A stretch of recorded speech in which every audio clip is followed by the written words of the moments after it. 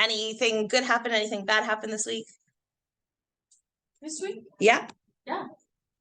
See, I know she's really active out there working. So I asked everybody, I said, if nobody has a story to tell me, I've got a bunch of people online too. I said, if nobody has a story to tell me, they're not working. So I know you're out there every day working. Tell me one story from your week. Simran? Yeah. She brought in the reconstruction projects. Yeah. And then she just suggested to put a flyer. We were just happy. Let's give it a try. Yeah. We posted one flyer on Facebook. The inquiries were like crazy. See? Now, about 5 clients who are looking for pre-construction. There we go. So just see? one Facebook post. Very, very exciting. What's nice is now, as you know, the law is changed for permanent resident, non-permanent resident. You can buy it. This was I have a lot of lists because I do construction for them. Right? Yeah. Construction, so they are on my list already. Your center of influence list. Yeah. See, I was talking to you guys about that center of influence. You never know when it clicks. It's just when it never clicks, know. You just have it. So now I'm working with almost 6 leads that are looking for construction. And all of a sudden we're busy, right? Yeah. See, like, there you go. This is what I like to meet. Very good example. If you don't have a story for me, you're not out there working, right? So this is really exciting. So we have to go, we have to be out there working and active every single day doing something. Like I said, don't worry about the paperwork. Don't worry about, putting the deal together, loading your listing. Don't worry about any of that stuff. All of that stuff will come. You guys have to grab your network, okay? And you have to learn how to grab your network and work your network. So, I hit recording, right? Yes, I did. Okay. I'm going to go and I'm just going to share my screen. Today, we were going to talk about negotiation tactics, right? So I want to try to help you guys really with your listings. This is listing season right now. We talk a lot about using our CMA, right? But we want to talk about negotiation. Negotiation doesn't only happen when we put an offer in and we're talking about price and we're talking about date of closing and stuff like that. Negotiation happens all the time, right? So a lot of the time it's based on our real estate fees, our commissions that we're doing. And I want to teach you guys how to get more commission at the end of the day by negotiating with our selling agents. We'll talk a little bit about the buyer side if I have time there as well. But a lot of times we say our real estate fees commissions negotiable. Of course they are. And most, especially from the seller side, because they almost expect it. When we're working from the buyer side, sometimes we negotiate that commission to help our client maybe bridge a gap or something. But when it's from the listing side, people almost always ask us to negotiate our commission, right? So we have to be able to use our CMA to make it work for us, okay? So I've gone over the CMA listing presentation a million times. I'll pull up the slides before, but this is touching on a lot of those slides that I insert. So I hope all of you guys watched my CMA presentation. We talk about if you answer the 6 questions during your listing presentation, you will get that listing at the end of the day, okay? So it's why me, why my brokerage, how you're going to market my property, what my property is worth, what's happening in the market, and how you're going to, what's happening in the market and how you're going to represent me, right? So you're going to describe all of these things to show your worth for that commission at the end of the day. Right? So you're going to describe your jobs in detail, okay, what you're going to do for that client. So you're going to communicate with your home buyers, brokers, and agents. You're going to be extensively researching properties in the local housing market.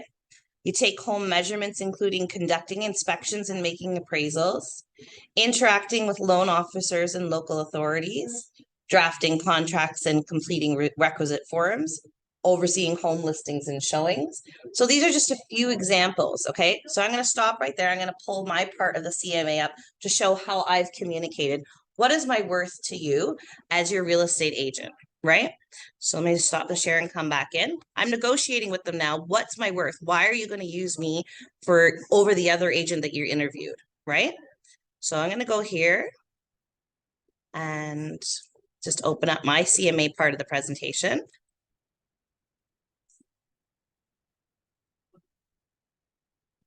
Okay, and you see I have all of these and I have one that says, why me? Why choose me, right? So normally when I talk about why choose me, when I'm negotiating, why you're going to pay me more than the other person, I say 2 things I can promise you. Nobody outworks me. I'll always tell you the truth. My track record of selling is compared to the real estate, everybody else on the real estate board is 3 to 1.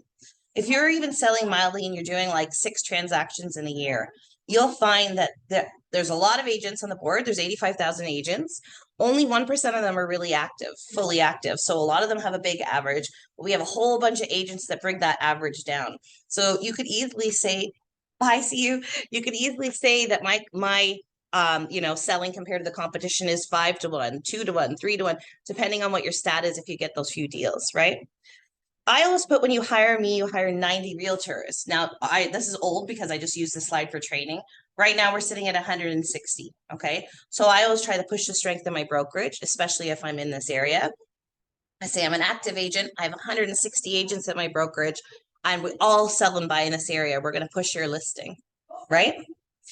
And then just like that little article was saying, they're talking about what you're going to do to market the property. So I just put a few of these things in. Now, don't put things in that you're not actually going to use, but we're negotiating. We're trying to tell them, hey, this is what I'm going to do better than the other agents. So I always tell them, look, I'm a very active agent. I work hard in the area. I'm going to expose your property to as many people. I put your listing up on MLS, but I also send out just listed flyers, or I door knock, or I, walk you through the process. I sit and give you weekly calls. I give you the feedback from your clients. These are things that I actually do because I like to stay on top of my listing, right? So that's just the first thing we're going to talk about. Our worth to our clients, how we're going to market the property, okay? I'm going to go back to this, okay? You're going to share some of your past success, okay? So a lot of the difficulty you guys say as a new agent is, I don't know, what's my success? I don't have any success. I haven't done any listings. I haven't sold in this area yet. I don't know how to show my success, okay? What you're going to simply do is going to say, okay, you know what? I'm going to have a listing right now in EO9 Woburn, okay? I'm going to go over here to our Stratus. Sorry, just give me a minute to log in here. Usually I log in before we start, but I was busy checking someone's commercial deal there. So someone had to run and put an offer in this morning quickly.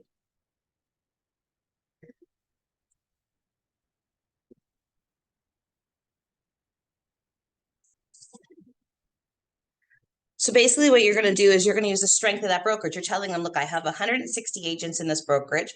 You have to be mindful that even though we're all independent contractors, when you all work under the same umbrella as this brokerage, you can advertise other people's listings and you can use them in your CMA presentations. And you don't have to ask your colleagues in this office permission like you do for other agents outside of this brokerage.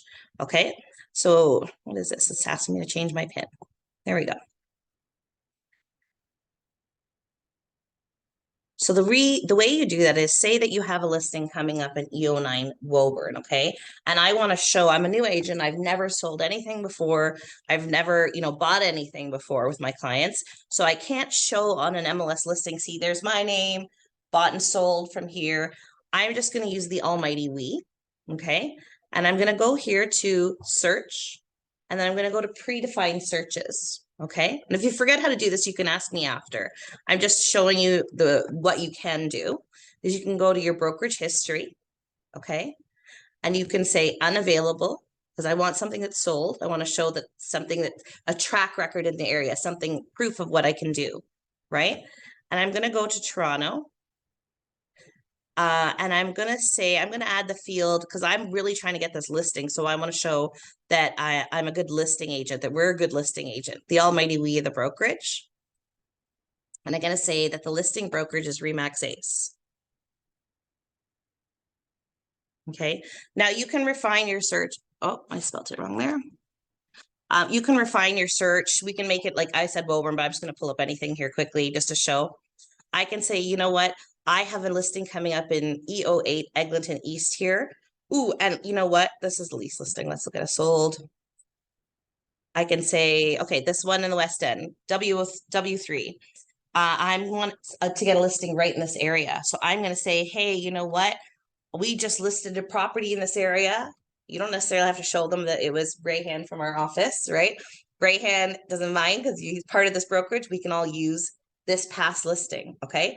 So find your pocket, your network, your area that you're going to focus on, and take this listing and say, you know, but we just sold this in the area. It was listed at $499. We sold it for $685. It's great. And do it with confidence, because you're not lying. Yes, it's not your personal track record, but you have to get your foot in the door somehow. You have to be able to negotiate with this client, saying to your listing client, your seller, that I have knowledge in this area. You know what I mean? I have a track record in this area. So pull up these listings, right? By now, you guys should all have a farm area, okay? So you should be picking 400 homes, 500 homes in a specific area, and that should be your area that you're going to pull business from. Okay, what you need to do is you need to do these things. You need to make listing appointments. You need to figure out what's sold in the area, not only from our brokerage, but other things that are sold. You need to be knowledgeable of everything. But when you sit down for that listing appointment, you can show them, I've sold in this area, right? Because this is becoming your farm. This is where you have to show, we've sold in this area and I'm going to keep on selling more. You have to become that person in that area, right? So that's just a quick way to show how you're going to say, you know what, I have experience in this area and this is my success. They say, talk about your success, share your past success. The biggest hurdle I get with training the new agents is saying that they don't have that success. That's a good trick to show you, right?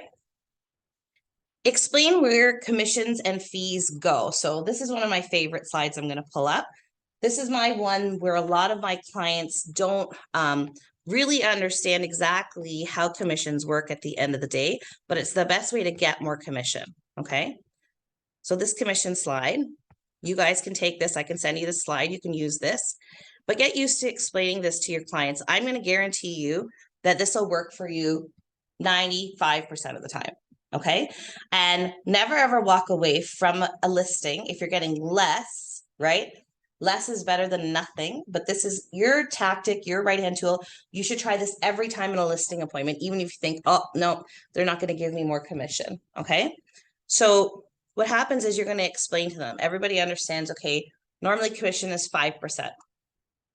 I'm not going to touch the 2.5 on the co-op broker side. And why is that?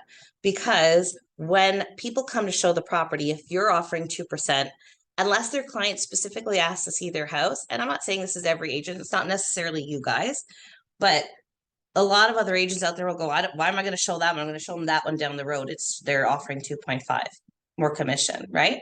So I always explain to my client, we never ever touch that side, okay? So now we come to the listing side, which is 2.5. This is where it gets fuzzy with the public. They don't always understand what our splits are with the brokerage, okay? So we say to them, of the 2.5, I give my brokerage 1.25. And a lot of people, nod their head, okay. So from my 1.25, I'm going to take off 20.25, right? And I'll give you guys 1%. Like a lot of people say, oh, that, I saw the back of the bus and that agent said 1%, or I saw that ad in the newspaper, it said 1%, or I saw that ad on the billboard. So now you're telling them, yeah, I'll do it for 1% as well.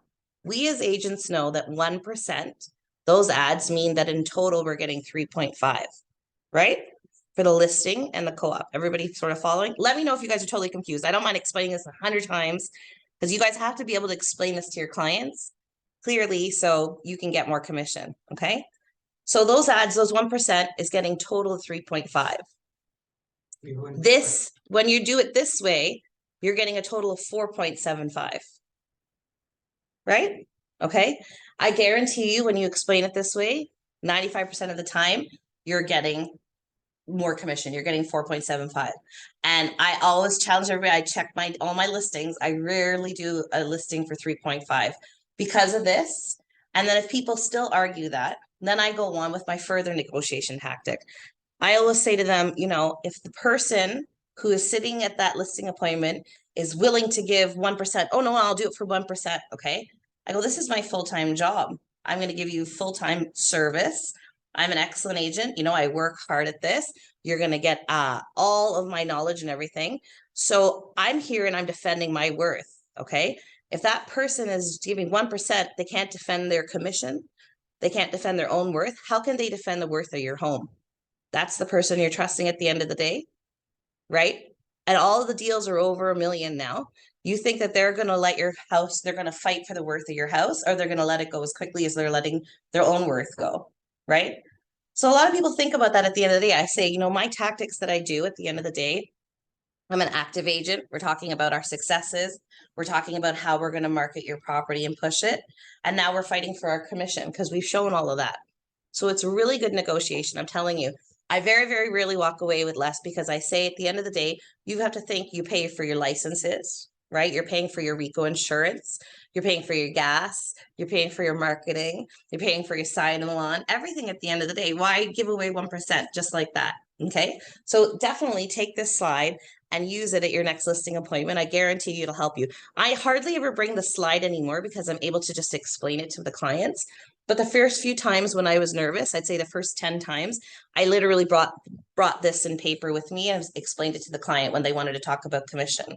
But try it, try it.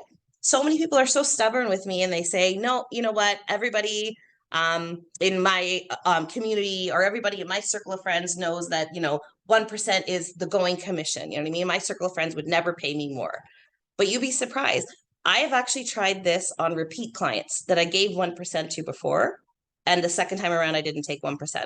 Okay. So you have to really, really try it. You have to be confident of your negotiation skills with your client, negotiating commission at the end of the day. Right? Does anybody online have any questions about that so far? No, everything is good. Excellent, excellent. I want you guys to really try it. Sorry? What'd you say, Josh? I'm sorry? No, everything is, it's a nice explanation. We understand. I understand. Good, good, excellent. I really, really want you guys to try it because like I say, it's so, we work harder on the listing side. I know that we make money off of the buyer side. We make more money. It's 2.5 almost all the time, no brainer, right? But the listing side is where we're actually working harder, right? We're loading the listing. We're trying to push the listing. We're sending out flyers. We're putting it on our social media. We're talking to the office. We're talking to our colleagues about it. We're actually working harder on the listing side. So I don't know why it's such a thing for us to reduce the commission on that side. Honestly, I think that we should make it a standard. It should be a standard somehow that no industry wide, it should be a certain amount of commission.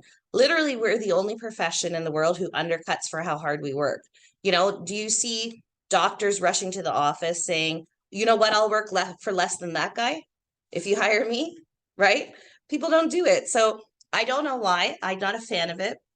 When I see those 1% ads out there on the billboards in the back of buses, and I won't name names, I just get mortified. I go, you're just killing our industry, right? And we work so hard for it, especially from the listing side, right? It should be stopped. It should be stopped. It should be standardized. Like this is what standard commission is in Ontario. You know, they control everything. Like they say, okay, rent, you can only put it up 2.5% this year, right? As per the landlord tenant board.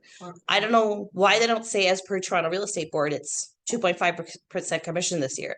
It could fluctuate, you know, like we could say, oh, COVID times were a little hard for people. Maybe commission's only 2% this year, right? It could fluctuate, but they should make it standard. So we're not doing this.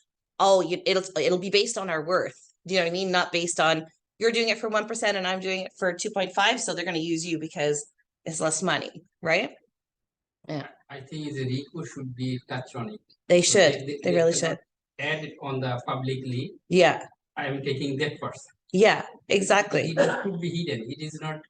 RICO doesn't say you can take that much person. There is no fix from RICO, right? Yeah. So yeah. They should also avoid the adding stuff like that. Yeah. Not declare the publicly like taking less or something like that. Exactly. Putting down others. It's crazy. And then we've got these guys, you know, a lot of these I can't remember the name, out in the West End there, it's Brampton or Mississauga. These guys doing it for $9.99. You guys seen those guys? Or they do for 1% total. Like these weird ones that are, I'm like, how is it even possible? I actually lost a listing before I joined here. I tell the story because I'm so like, what the heck? I didn't believe the guy. He said he's doing it for 2% total. And that at that point it was 2% total. And I said, no, I don't think so. I said, I think you misunderstood that he's taking 2%. You always give 2.5 to the co-op. And he said, no, the guy's doing it for 2% total. And I was like, okay. And he did take the listing and I saw it was like a 2% total. Well, actually it was 1% offered to the co-op. Yeah, they said it like that on papers also. Yeah. I saw also. 2%, 1% for himself, and another 1% for him. Yeah, and it's to me, it's absolutely absurd. I don't get it. It's sad. It is sad for our industry because we work so hard and we have to cut down our money. Like at the end of the day, no other profession that I know out there does that like that. You know what I mean? Where they're trying to undercut each other and work for less. So okay, so the other negotiations we can use, or like stuff we can use to show for our sellers, is, you know what, I have lots of past clients who are really praise me and they really, like me. You could do that by offering testimonials and reviews. There's different ways you guys can do that. I don't want to really focus so much on social media tonight, but you can get them to put it up on social media. If you have like a website, you can put up Google reviews for you, different things like that. You can get them to email you and then post it on slides. I've seen people do that. However you want to use it, but you can bring those with you to your listing appointments to sort of negotiate and say, I'm better than that agent because, I have all of these people who said I did an excellent job in the past for them. Right? Provide additional incentives. So sometimes you don't want to let go of that commission, or sometimes you're fighting for full commission. You might include things in your package. So some agents, I know some home inspectors, they'll offer a home warranty package, right? Sometimes we'll include staging. Sometimes we'll, I don't know, get someone to fix something. So right now I'm about to put a listing up this week. There's a patch on the floor. I don't know if you guys can see it online. Actually, I should have shared it with you guys. There's a patch on the floor that I'm getting my contractor to fix for the clients, just like a small patch on the floor there. I thought, the house is going to show nice, and then there's a small patch on the floor. So I'm going to get him to fix that. So I said, when we're walking through the house, sometimes if they're not so focused on that commission, you can include those things to encourage them not to try to get you down on commission, right? We were talking a little bit about commission, but then I was showing my worth as we were walking through the house. I said, I'm going to have my home stager in. We're going to make this place look great. And she was concerned about the patch before. I said, oh, don't worry. See, I can tell. I know it's only going to cost me a couple $100s. I said, it's okay. I'll get my contractor come in and sand and refinish that for you. Right? So don't be afraid to offer those incentives. Sometimes, if you don't mind the pennies, the rest will fall, the dollars will fall into place. So I don't mind spending a couple $100, because so far I haven't heard her saying, cut down your commission over and over again. Right? So offer those little incentives for your clients. Sometimes they'll be happy with your service. And that little something will help you later on too, because when you sell their house, they're going to say, hey, you know what? You're looking for an agent? My agent was awesome. She not only listed the house, she repaired my floor so it showed well. She staged the place beautifully. So these are things that help you at the end of the day. You have to spend a little money to make money, right? So have your good roster of people there. I have my go-to maintenance guy, my go-to guy if I need a painter, my go-to person if I need some staging done. So if I go-to person if the front needs a little bit of landscaping to make the listings look good at the end of the day. Right? But of course, you're not going to do that if you're giving away for 1% commission, because then where's the money that you're making, right? So this is why I'm saying you have to offer that value package, that incentive for your clients. So does anybody have any questions so far? Yeah. Hi, Christine. It's Devin. Hi. I have a question about staging. I guess ballpark, if we do take on paying for the staging, right? What's kind of the acceptable range that we should be spending? Roughly? Okay, so I was going back and forth because I always try to negotiate. My lady was trying to charge me $2,500. I'm just upfront and I'll tell you guys off the bat. $2,500. The property I'm about to list this week is a tiny townhouse. So I said to her, hey, you just did a much bigger house for $3,300. So she shopped around, got some different furniture that we agreed on, and she's doing it for $2,000 now, right? So sometimes you don't always have to eat that though. If someone's negotiating commission with you, it doesn't mean you go, well, your sale's going to suck now because I'm not getting you staging. Maybe we put it in connection. Maybe I'll be open with the client and say, okay, you know what? The quote is $3,000 from the stager. Do you want to pay half, right? Or I'll take the whole thing if you don't argue commission with me. Or, you really, really want that 1.5% commission. Okay. If you'd like the house staged with, I think will help your pocket, you pay for the staging, right? So it all depends at the end of the day, Darren, how it's different every listing appointment you go to, sort of thing, right? Sometimes not a lot is needed. Like sometimes the whole place needs staging. Sometimes I sold a house in East York, and I remember I was concerned because they were living in the house and they had pets, and a lot of stagers won't come in and do that. So what we did is we got someone just to come in and fancy the place up, which didn't cost that much. I only paid like $700 or something for it. But what they did is they came and their own couches, but they spruced up with like blankets and throws and rugs, not so much the furniture. Because I didn't want their furniture getting ruined that they were renting, but B, they were living in the house, and I thought, oh, how much can I stage this really? But I wanted to help their sale somehow, kind of fancy up the place. So it all depends each time you go through, and you kind of get a feel for it, like what your property is going to need and what it's not going to need. Like if you guys want an opinion, I'm always happy to look at pictures or walk through a property with you to kind of give you my opinion, just so you guys can get the hang of it, to how to get a house prepared, you know. Sometimes all it needs is a good cleaning. Sometimes I'll just send in a cleaning lady for a couple $100 and tell them go in, you know, for 4 or 5 hours, and this place needs a good fresh clean, right? And it doesn't even need a stage, because if they're living in there and they've got all their own stuff and it's like a really nice place or something, I'll just go and get it clean for them. So does that answer your question? Yeah, I know that's really helpful. At least it gives like a ballpark, right? So when you're kind of thinking about it, you at least know that's kind of the range. So if I ever get a quote, I'll kind of know if they're ripping off, or, you know, what are the circumstances Like, around you could that. always ask me. You could say, you know, like it's a 4-bedroom house and they're doing this, because normally what the stagers do is they bring up the quote and they'll say, hey, you know, when the stagers give you an invoice, they say, okay, I'm bringing in a dining room table, 8 chairs, 2 couches, lamps. Like they itemize, so you know what you're getting like for that value. So just because, even though I have this 4-bedroom house with a quote for 3,300, or of this 4-bedroom house with a quote for 5,000, what's the difference, right?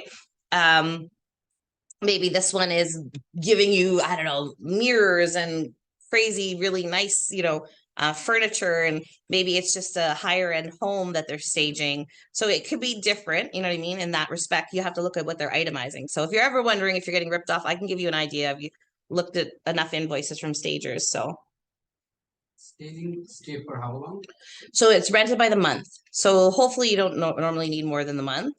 I mean, ideally, you don't want to rent it for months and months, because you don't want the house to be up for sale for months and months. But yeah, if you sell in a week, they don't give you a cheaper price because you rent for the month. So yeah. Christine, just to follow up with that, like, so let's say if someone's living in the house and they have their own furniture, but they want to do staging, obviously, to make it look better. What happens with like the existing furniture? Is that part of the stagers to kind of take it away, or No, what they won't happens do with it. this? They won't do it. So I suggest a couple different things to my clients. My absolute favorite solution is Qubit. I refer everybody to Qubit. You know why I love Qubit? They come, they drop a cube in your driveway. You load the cube up with all your furniture. They pick it up, they put it in storage. Your client sells. Then they buy a house and they pick that cube up and they take it to the new house. So you're not like moving and moving and moving, right? A lot of people, I don't know how often you guys are showing houses, but it's the funniest thing. The whole house is perfectly staged and beautiful, and you open the garage and it's jam-packed with all their furniture. They've just taken all the furniture out of their house and put it in their garage. So that's really common. Unfortunately, it doesn't show the space as well, but if they have no other option, most people ram jam their garage full of stuff. My clients actually put it all in storage. They want to put it in storage. So her hubby just rented a truck and hauled it all to a storage unit. I gave them the Qubit option. I gave them the number, but they chose not to go that way. So yeah, no, but the stagers won't move their existing furniture. Okay, good. Thanks for clarifying. Yeah, no problem. Anybody else have any questions so far? Staging is a great thing, you know, like you guys have to take into consideration what it does for your property at the end of the day. Like a lot of people say, do I need staging? If your client has just flipped a house and it's completely vacant, sometimes it's really difficult for people to go in and see the space, right? So I've had buyer clients walk around with me and go, can a bed fit in this room? And you're going, yeah, because we're used to seeing it, but people's imagination aren't there. So you have to understand that staging really does that. Plus, it gives a little bit of a wow factor. So say it's not a newly flipped house, which my well, you know, let's hope this video doesn't get too watched before my listing goes up. My listing is, you know, it's a great listing, but it's not freshly redone, brand new. Right. So I just want to give it that little oomph. That's why I'm like, no, I'm going to stage this nicely. Right. Because you want to we call it hairography. I don't know if you guys understand that, you know, when, you know, girls do their hair all pretty and it's like, wow. Right. It's kind of like doing that to the house at the end of the day, where you're getting people to walk in and go, wow, and you're getting that good emotion in them. So they're excited about the property. So don't dog it. It's a little bit expensive, but it'll push that price up on the home and you'll get more people fighting over it because there'll be more excitement for that property. Our job at the end of the day is to bring people in the door. The more people in the door, the more excitement we create, the higher we push up the price because the more people we have fighting for that property. Right. So you have to learn the name of that game kind of at the end of the day. This should be your forte. Then you can go tell your listing appointment, hey, you know what? I'm excellent at doing this. So I'm good at getting your property perfectly ready for the market so that you are going to sell for a top dollar, high price. And you can be confident about that. Right. You guys good so far? We spent most of this time talking about listing, which I like because I say, you know, listing at the end of the day is super important. I say it over and over again. If you're not a listing agent, you're going to be working hard in your real estate career. Okay. You have to focus and you have to try and get listings because the listings bring you the buyers, right? Everybody calling on your listing, anybody calling you from online, anybody who sees your sign on the lawn, they're going to call you. It's free advertising and you'll get buyers from every listing. You should be at least starting to work with one buyer minimum. Normally you find you get 2 or 3 that you start to work with, right? So if you don't put a listing up, how are you finding business? You're constantly running, trying to find buyers. But when you have the listing, the buyers are calling you. They're obviously a buyer if they're calling off your ads. Yeah, right. Your MLS listing. You get the leads to your phone from realtor.ca from people looking online for listings. You know, you get them calling off your signs. You get those buyers. So you have to have good capture. Like I keep on showing. I always show over and over again, but I normally save them as inquiries. So on my phone, you can see anybody who's called me. 646 Gibbs Street inquiry, 24 Gable inquiry, 1850 Kingston Road inquiry. Every single person that calls me off their listing, as soon as I hang up the phone, I save them. So I know, okay, I'm going to call this person back. And I usually just put a first name, Allie, 646 Gibbs Street inquiry. Everybody you should be saving. Those are your buyers. That's your money. After you sell this listing in a week, what are you going to do for business next week? You're going to work on all those buyers that called you on the listing that didn't buy your listing, right? That's how you're rolling your business all the time and keeping it going. That's why I say focus on being a listing agent. I have so many agents over the years tell me, oh, I'm a buyer agent. I hate doing listings. I make more money on the purchase. And it's true. We do make more money, but then you're constantly exhausted and chasing business.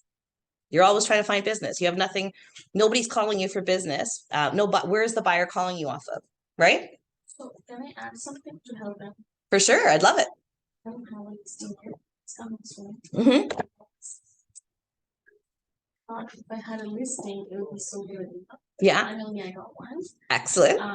The reason I wanted listings because I watched a lot of Tom Ferry shows. Yeah. Especially when I joined real estate, he just goes open house are great. Mm-hmm. To have an open house, to do an open house, there is a process to do it in order for it to become successful. To get more listings out of it, you guys should all watch it. And then I went to US, Florida recently for his training too. Mm-hmm. So a lot of the teams that were successful, what they did was prior to after their listing, next day they would have an open house. Like one day before, they would knock the doors of all the neighborhood, distribute flyers for like wine and cheese or whatever. So they actually took the time to go and actually knock the door. So then after they come in, you get to know the neighbors. Once you get to know the neighbors, there's another listing appointment. Absolutely. So there was one guy, he was selling, I think 100 homes a year, just taking the listing, following the procedures, and he built the house. So he says he does like 4 open houses. But see, this is the thing. It doesn't have to be your listing. Okay. So there's a couple different things, especially for any of the newer agents listening. If someone in the office has a nice listing, somewhere where you'd like to do an open house, reach out to that agent in our office. Sometimes they're pretty busy, these guys, you know what I mean? If they've got a few listings on the go, they would love to not work that Saturday if you took their open house, right? So you could call them, right? There's no harm. And during the open house, usually the arrangement is, you can't speak for everybody. If I'm sitting at your open house, anybody who comes during that open house is potentially my buyer if I take their name down and I talk to them during that open house, right? So it's a good way to get some buyers if you want to do that, right? The neighbors. Even listings, yeah. Come to see your listings. Nosy neighbors, because they want to see, they want to compare it to their property. So Yeah. you can really nail it. Mhm. And they're selling it. Yeah, no, 100% if you can. And if you have a listing that's just sold or just listed, and even if you don't have a listing, say you pick the just Dorset Park area, look and see what our brokerage has recently sold or has currently listed in your area, in your pocket that you're interested in working in, right? And I always say your pocket you're interested working in, because when you're looking for business, you should always go back to that pocket. You should be that top agent in that area. You know, in all of our neighborhoods, we see the same guy working in the area because that's his farm area, right? You have to pick your farm area. But what you should be doing is the biggest way to get a new listing is to bounce off an old one. So a just listed or a just sold. Just because it's not your listing, as long as it's the brokerage, you can send out in that area. You can also do it if it's not our brokerage. Don't be afraid, but you have to reach out to that agent. So I have to say, oh, you know what? You just sold this property in the area. Can I advertise it? And they can say yes or no, right? But in our brokerage, we're allowed to use each other's listings. So reach out, get a flyer done and say, just sold. I know it wasn't you personally that sold it, but you're under the same umbrella. It was this brokerage that sold it. So you're allowed to do that and say, just sold. And then see if you get more calls from that neighborhood. Pull that listing, right? I'm just getting it together, so I haven't paged it out to the office yet. We've been like busy with a whole bunch of things, but what I'm doing is I just pulled a permit last week for Dorset Park behind us, right? Because I feel, and the other managers feel, that we should be more active in this area because this is where our brokerage is. That whole neighborhood should know us, right? They should only come to our office to use us, right? We can try different pockets, but I'm doing a tester one. So I pulled a permit for the park. What we're doing is we're doing hot dogs and freezies and stuff like that. So we can get our agents to come out and help us hand out those things. Whoever you talk to is obviously your business. But we also want to create a flyer so you guys can go and invite the neighborhood. Okay, so there's going to be some door knocking coming up. I'm going to do it for July 15th. So probably the first 2 weeks of July. I'll get stacks of flyers ready and we'll organize everybody and we'll go out in the neighborhood and we can go and invite everybody. So we were talking about inviting everybody to the open house. This is a very similar concept because I watched a lot of Tom Ferry, Mike Ferry, Rob Vivian, all of those guys. So we're going to go out and try and invite the neighborhood to our little hot dog fest or what I haven't really named it yet, but and see what we can do so we can drum up some business that way and try and get some listings over here in the neighborhood. So, but you guys should be doing your own individual things too. This is like a brokerage effort to help you guys get some listings, to help you guys get known in the area, to help, pull more business. But individually, you guys can do these things too. If your farm area is Whitby and it's nowhere near the office, do something similar in Whitby. You know what I mean? I rented the ice rink a couple of times and I gave out hot chocolate and marshmallows and gave people a free skate. It's only a couple $100 to rent the ice rink, right? But just to get my name known publicly. So think of things you can do. Volunteer at your kids' school. Now, the end of the year, it's June, right? Your kids' schools are going to have, I don't know, spring's over, summer concert, end of the year function, something they might show the little band. Maybe your kids are doing a little graduation or something like that. I have my brother and my sister-in-law are agents as well, and their kids go to the same school. So we set up a table at the school, just can we answer your questions? Anything you want to need to know about, mortgages, getting a house, first-time home buyers. We put our cards out, stuff like that, just to help the parents in the community, right? So they know our name. So if your kids are in school and it's something, I don't think your high school kids want you to do that. Maybe they do, but they're usually more embarrassed. But the little kids don't mind that we all set up a table. Maybe ask a couple of agents, or if you want to stand at a table yourself, do something like that at your children's school, right? Something that you can do just to get your name out there, because you just want to get people knowing that you're an agent and call me. At the end of the day, that's your That's your main focus, right? I always say to you guys, the only thing I cannot help you with is your network. So you have to bring your network so I can help you do anything else. Clauses, putting the deal together, loading the listing, helping prepare for your listing appointment, any of that, no problem. We'll sit and we'll prepare, but I don't know your network. You guys have to pull your network, right? So you got to create that somehow. So use some of these ideas and try. And then hopefully you guys will get tons and tons of listings from there. Right? So next Tuesday, I don't know what I'm doing for Thursday topic yet, so I'll page that out. Next Tuesday, I have a guest speaker coming from National Bank. Don't miss these kind of trainings that we have. They normally just come and talk what they can do and referral programs for them, but it's a good way to get a new contact. Okay, you guys as agents should have tons of contacts out there, not just one mortgage person you use all the time, because sometimes they're busy or they can't get the deal done, right? So our office met with this person at Realtor Quest, right? They've offered to come to our office and talk to us a little bit about what they can do. So that'll be next Tuesday. Have that guest speaker coming from National Bank. So, all right. You guys good online? Do you have any questions so far? Sorry, did I miss some things in the chat there? Talking. I don't actually have my chat screen open. Stratus screen is not shared. You guys gotta talk to me sometimes. I get too busy talking. All right. I know I stop the share and come back a lot because that happens sometimes. So hopefully you guys caught some of that online. If you guys need anything this week, let me know. Next thing, like I say, our next social thing is the barbecue, July 29th. So don't forget about that. That'll be fun. We had it at this location last year and it was really nice. It was close to the beach. So we had some time on the beach, did a little swimming. We were under a nice pavilion, so we weren't like totally smoked out by the sun. It's close to the bathrooms. There's tons of good food from the brokerage, so don't miss it. Come out July 29th. So, all right. Everyone good? Excellent. I will see you guys Thursday evening then. Thank you, Christine. No problem. Thank you, Josh. Thank you. Thank you. Okay. No problem. Bye-bye, everyone. Bye.